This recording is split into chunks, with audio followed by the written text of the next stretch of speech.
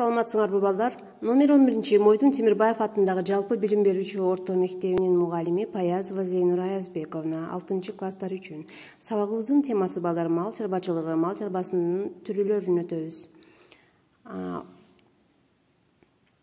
эми сабагыбыздын максаты мал чарбачылыгы тууралуу маалымат берүү. Деги эле мал чарбачылыгы эмнелерди үйрөтөт жөнүндө түшүнүк алабыз. Балдар мал чарбачылыгы эзелдеден эле кыргыз эли көчмөн калк болгон үчүн малга аябай жакын болушкан. Ар бир мал жандыкка терең мамиле кылышып, аябай мамиле кылышып, аларды ардактап келишкен. Алар менен тиричилиги өткөн. Аларды азык катары пайдаланышкан, транспорт катары пайдаланышкан. Ар бир жандыкка өзүнчө бир аябай гандай жакын болушкан. Мисалы үчүн жылкыны, төөнү, топозду, эшекти ошентип жүк ташып, көчмөн калк болгон үчүн көрүнгөн жака көчүп жүрүшкөн.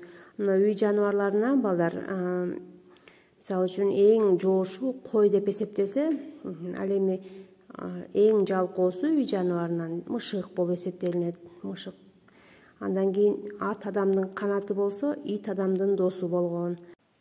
Анан дагы төө кыргыз элинде аз болгондуктан анын жүнүн кыркып алган эмес, анын түлөгөнүн күтүшкөн, түлөп түшкөндөн кийин аны тарап алып журкандарды жасашкан.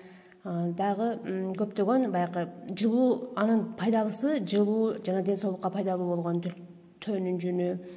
Ооруган жерлерине ошол нерседен пояс сыяктуу кылып тигип, белдемчи сыяктуу кылып тигип, ошентип колдонуп келишкен балдар. Балдар эми силер өзүңөр дагы слайд жасайсыңар.